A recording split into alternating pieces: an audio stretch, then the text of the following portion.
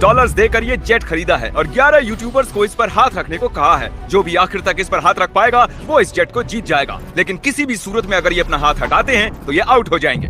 Challenge officially शुरू हो चुका है। रूल्स बहुत ही आसान हैं। आप किसी को धक्का नहीं दे सकते। हाँ, बस इतना ही। मुझे और कोई काम नहीं है तो मैं यहाँ पर रह सकता। मैं कुछ भी करने के लिए तैयार हूँ, चाहे मुझे पैंट के लिए क्यों न करनी पड़े। मैंने सुना था यहाँ शोर शराबा करने वाले लोग भी आने वाले हैं। अपना हाथ हटा दो, हटाओ। इस चैलेंज के विनर को सच में एक प्राइवेट जेट मिलने वाला है, तो ये सबसे बेस्ट स्पॉट ढूंढने की कोशिश जरूर करेंगे। प्लेन का लोवेस्ट स्पॉट सबसे बेस्ट है। मुझे लगता है इसका बेस्ट पार्ट मुझे मिला है। ये जेट सच में बहुत ही बड़ा है। बहुत ही कंफर्टेबल लग रहा है। हाँ सही कहा। मतलब हम दोनों को लॉजिकल रहना चाहिए। लॉजिकल। सही मैं कहा। यहाँ पर